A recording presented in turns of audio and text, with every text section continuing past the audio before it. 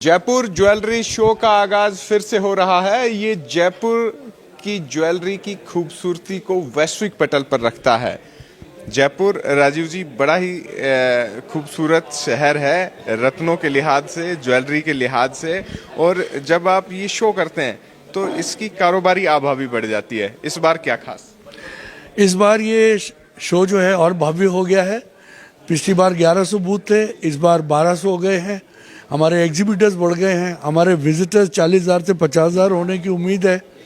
और रूबी का प्रमोशन कर रहे हैं। रूबी रत्नों का राजा है और हम उसका प्रमोशन कर रहे हैं।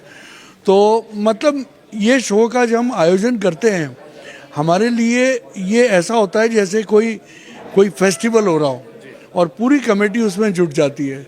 और जितना अभी हम लोग रोड शो के लिए बाहर गए, जितने लोगों से मिले, वो आतुर थे जयपुर आने के लिए। और विशेष तौर पे ज्वेलरी, जेमस्टोन, सारी चीज़ें तो उनको मिलती हैं। वो जयपुर का खाना भी बहुत याद करते हैं। मौसम भी आप ऐसा चूज करते हैं दिसंबर तो का महीना। जयपुर के मटर भी वो लोग याद करते हैं, बोले हम जयपुर आएंगे तो मटर भी खाएंगे। तो बहुत बड़ा आयोजन होने जा रहा है। इसमें अवार्ड फंक्शन भी है, रूबी प्रमोशन भी है, नेटवर्किंग डिनर भी है, और बाहर से बहुत। इस बार हम लोग नॉलेज सेशन काफ़ी बड़ा कर रहे हैं, जो बहुत सारे स्पीकर्स उसमें आएंगे, नॉलेज शेयर करेंगे, क्योंकि बहुत सारे स्टूडेंट्स ये जानना चाहते हैं कि इस इंडस्ट्री में क्या क्या होता है, कैसे होता है। तो उसमें हमने काफ़ी विशेषज्ञों को, हमारे जो पुराने जो बड़े ज्वेलर्स हैं, उनके उसमें सेमिनार्स रख रहे हैं। अभी राइजिंग राजस्थान भी हुआ है, कुछ वहाँ भी इन्वेस्टमेंट की बात हुई थी, और स्थायी तौर पे कुछ हालांकि यहाँ सीतापुरा में पूरा आपने जोन बनाया हुआ है, और हमारी तो चार दीवारी जानी इसलिए जाती है। जैम बुर्स के रूप में एक नई इबारत भी लिख दी गई है। तो अब इस इंडस्ट्री में हालांकि इतनी सारी मैंने खूबियाँ बताई, लेकिन चुनौतियाँ बहुत हैं। आप पूरे भारत में एक तरीके से ज्वेलरी सेक्टर को देखते रहते हैं, तो क्या ऐसी चीज़ है जो आप चाहते हैं कि साथ साथ में चीज़ें और अच्छी होती रहे तो कारोबार भी आगे? नहीं, मैं समझता हूँ सरकार का, चाहे केंद्र सरकार हो चाहे राज्य सरकार हो, हमें हमेशा सहयोग मिला है इस इंडस्ट्री को। क्योंकि आप देखिए, इस इंडस्ट्री में हमारा खुद का कुछ नहीं है। ये इंडस्ट्री खाली वैल्यू एडिशन करती है। गोल्ड हमारा नहीं है, वो इंपोर्ट होता है।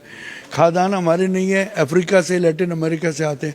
हम लोग क्या करते हैं, उन खरड़ को तराश के उसके नगीन बना के वापस एक्सपोर्ट कर देते हैं। तो वैल्यू एडिशन सारा इंडिया में रहता है। तो मेक इन इंडिया यहाँ हो जाता है, जबकि हमारा कुछ भी नहीं है इसमें। तो इसकी वैल्यू के बारे में पूछ लेते हैं। सुराना जी हमारे साथ हैं। सुराना जी, वैल्यू पूरी मिल पा रही है? क्योंकि अब तो सब सरकारें भी ये देखती हैं कि यार ये तो पैसे वाले लोग हैं, टैक्स का भार भी बढ़ा दिया जाए, चीजें भी बढ़ाई जाए, और यहाँ आपके यहाँ जो काम करता है वो भी कहता है कि यार थोड़ा सा हमें मेहनताना ज्यादा मिल जाए, क्योंकि कला होती है उनकी अपनी। तो अब किस तरीके से इस इंडस्ट्री को देखिए, इजाफा तो हो ही रहा है, लेकिन उस वक्त अवेलेबिलिटी ऑफ स्टोन्स उस पर डिपेंड करता है। क्योंकि खदान से माल निकलता है, कभी ज़्यादा निकलता है, कभी कमती निकलता है, कभी अच्छी क्वालिटी का निकलता है, कभी घटिया निकलता है।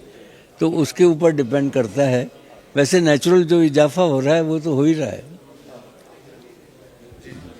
तो रूबी बड़ा खास हो जाता है, और ये लगता भी बड़ा खूबसूरत है, चमक दमक भी बहुत है। उसे कैसे देखते हैं? देखिए, रूबी नवरत्नों में सेंटर स्टोन है। मतलब सबसे कीमती स्टोन जो मानते हैं वो रूबी को मानते हैं। और उसका जो प्रमोशन हो रहा है वो बहुत इम्पोर्टेंट है।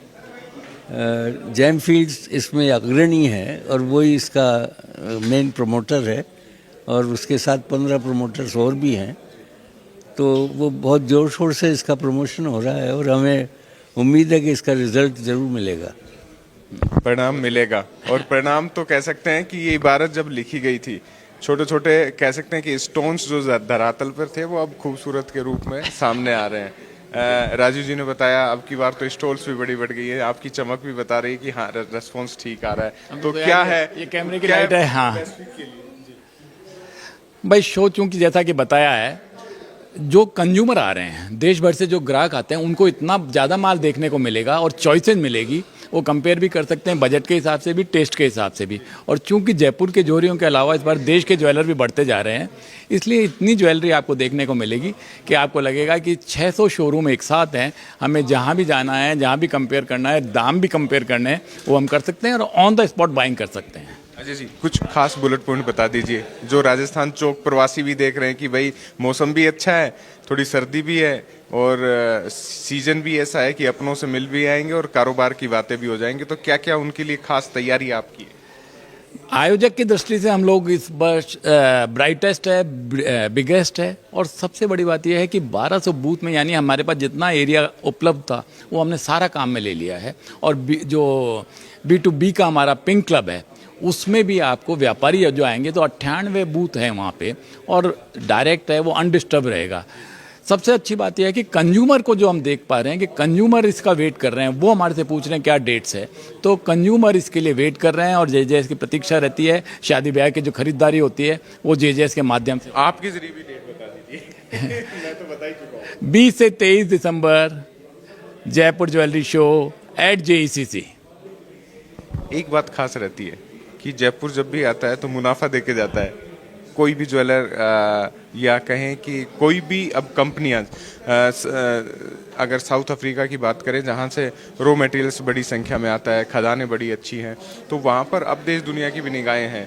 थोड़ा सा कंपटीशन बढ़ गया है, लेकिन ये जो चमक बढ़ती रहे, ये खूबसूरती भी बढ़ती रहे और जो कारोबार में जो लोग लगे हुए हैं वो भी बढ़ते रहे। और एक सवाल आपसे इसलिए भी बनता है कि आप नई तकनीक के साथ भी जा रहे हैं, उनके लिए क्या?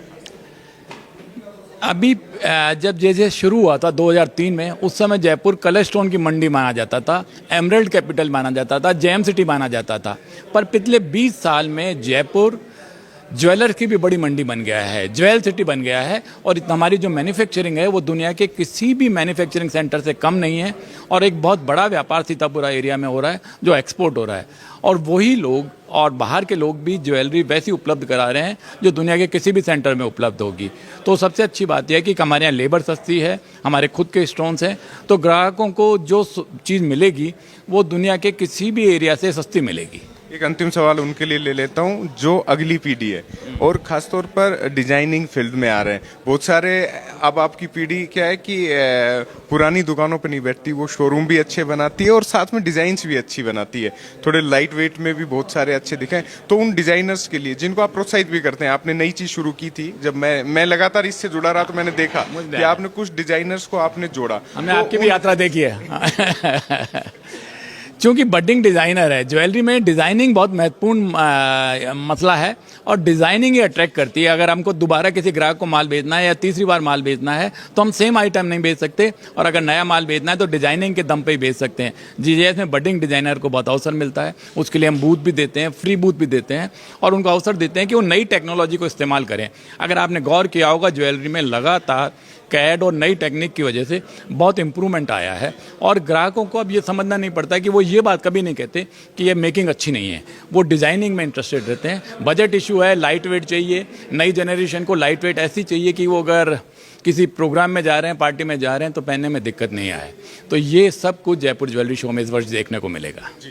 तो आपने प्लान नहीं किया है तो डेट्स प्लान कर लीजिएगा। 20 से 23 दिसंबर जयपुर में आपके लिए ज्वेलरी सेगमेंट में बहुत कुछ नया होने जा रहा है।